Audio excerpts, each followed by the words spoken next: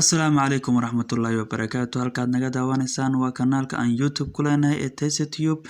Fadlan haddii aad nagu cusub tahay subscribe-ka noo taabo gambaleelkana furo si ay kuu soo gaadhaan video walba oo aan soo gelino. Waad mahadsan tahay haddii aad intaa samayso, adiguna waxba kuma yeeliso.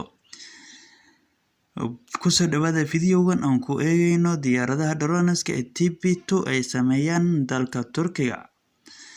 Diyaaradahan droneska ee Turkigu sameeyay waxay fulin kartaa howlgallo hubeysan tan iyo markii uu bilowday dagaalkii Tigray ee waqooyiga Itoobiya. Waxaa soo baxay warar sheegaya in ciidamada dowladda Itoobiya ay diyaaradahan u adeegsadeen weerarada ka dhanka ah kooxda TPLF.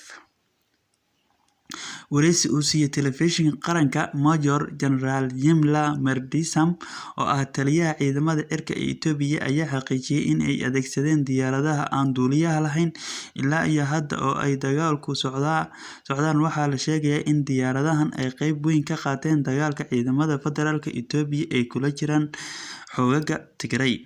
Sidoo kale waxaa la sheegay in diyaaradaha aan duuliyaha lahayn ee Turkiga ay fure u ahaayeen guusha iyo Azerbaijan ka gaadhay dagaalka ay la galeen Armenia ee ka dhacay dhulka Nagorno-Karabakh.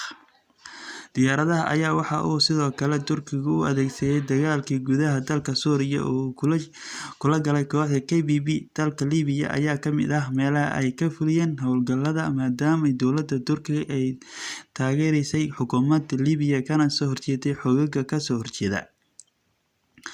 Erdogan oo shaaca ka qaaday diyaaradaha bilaa duuliyaha ee hubeysan ee dalkiisa samaystay dalalka Afrika iyo diyaaradaha TB2.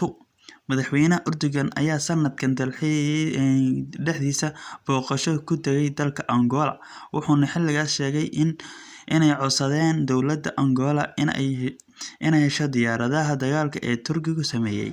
Toddobaadkii hore Turkiga ayaa la sheegay inuu ballaariyay dhoofinta diyaaradaha aan duuliyaha lahayn ee caanka ka ah dunida, isagoo heshiis la galay dalalka Morocco iyo Ethiopia.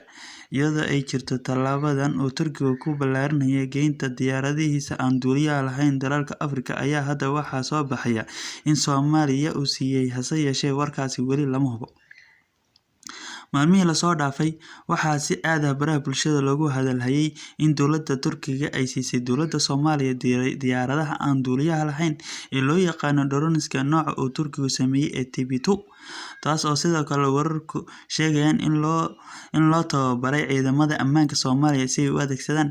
Inkasta oo warkan ay baraha bulshada ku hadalhayaan siyaasiyiin iyo dadka shacabka ah, haddana ma jirto cid xaqiijisay saxaanshaha, mana jirto cid ka tirsan dowladda oo arrintaasi warbaahinta la wadaagtay ilaa iyo hadda.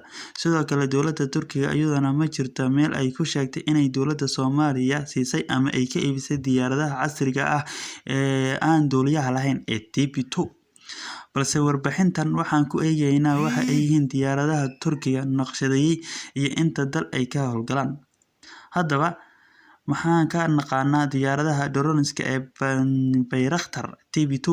Diyaaradahan Bayraktar TB2 ayaa loogu talagalay fulinta weerarada iyo howlaha basaasnimada. Bayraktar TB2 oo culeyskeedu yahay 150 kilogaram ayaa howlgali karta masaafo dhan ilaa iyo 300 kilomitir.